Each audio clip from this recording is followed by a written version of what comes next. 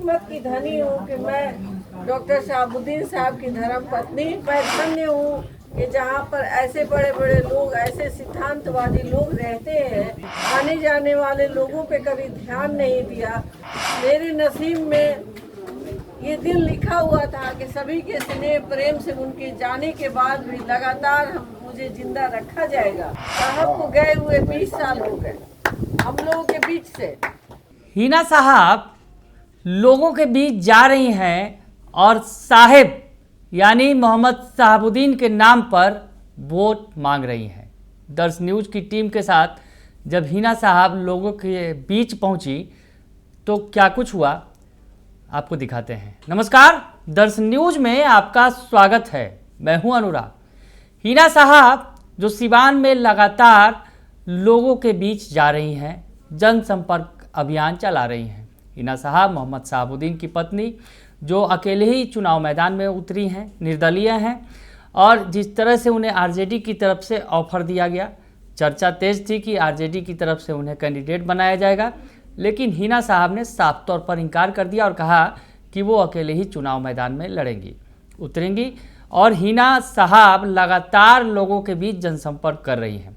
ऐसे ही एक जनसंपर्क अभियान के दौरान दर्श न्यूज़ की टीम के साथ जब वो पहुंची लोगों के बीच में तो क्या कुछ हुआ दिखाते हैं और क्या बातें उन्होंने लोगों से की ये भी आपको सुनाते हैं। नाथ चौधरी जी ने कहा कि ये शुरू से साहब के लिए एकदम दुधई बारी एक तरफा रहा है हमेशा से, और इस बार भी हमेशा की तरह एक तरफा रहेगा। तो मैं धन्य हूँ कि जहाँ पर ऐसे बड़े बड़े लोग, ऐसे सिद्धांतवादी लोग रहते हैं जो अपने सिद्धांत से कभी समझौता नहीं किए, आने जाने वाले लोगों पे कभी ध्यान नहीं दिया। इसीलिए मैं कहती हूँ कि मैं बहुत किस्मत की धनी हूँ कि मैं डॉक्टर शहाबुद्दीन साहब की धर्म पत्नी और इस बार बेटी और बहू। शायद मेरे नसीब में ये दिन लिखा हुआ था कि सभी के स्नेह प्रेम से उनके जाने के बाद भी लगातार मुझे जिंदा रखा जाएगा। इस स्नेह प्रेम को बरकरार रखा जाएगा ताकि मैं जिंदा रहूं, और जिस भावनाओं से उन्होंने अपने घर से बाहर निकाला, सेवा भाव से मैं उस सेवा में हमेशा तत्पर रहूं, हर किसी के द्वार पे जाऊं और उनके मान सम्मान मिले, और मुझे भी बराबर और ज़्यादा बढ़ चढ़ कर सभी को मान सम्मान के साथ अपने परिवार को मिलाकर चलना है। ये सिवान मेरा परिवार है। मैंने कहा था, हम लोग 2-3 महीना पहले ही मुखिया जी के द्वार पर गड़ाड़ गए हुए थे। कोई चुनाव का मामला नहीं था। अचानक से मीडिया बंधु ने कर दिया कि अभी मैडम आप क्या कुछ कहिएगा चुनाव के बारे में। चुनाव के बारे में तो कुछ नहीं कहेंगे, लेकिन सिवान का हर कलर का झंडा, हर रंग हमारा है। इसलिए मुझे सिवान जिला जो है वहाँ पर कहीं आने जाने में दिक्कत नहीं होती। लगता है सब मेरा घर है, सारे लोग मेरे परिवार हैं। और ये परिवार और स्नेह क्यों मिला? साहब को गए हुए 20 साल हो गए हम लोगों के बीच से। वो जेल गए 2003 में। 3 के बाद से बहुत विपरीत परिस्थिति आई और गई। 2, 4, 10 दिन, 20 दिन, 50 दिन के लिए कभी मुलाकात हो गई। उसके बाद वो 2021 में वो हमेशा के लिए चले गए। लेकिन आप सब लोग जब मेरे द्वार पे जाते हैं तो लगता है कि साहब हैं।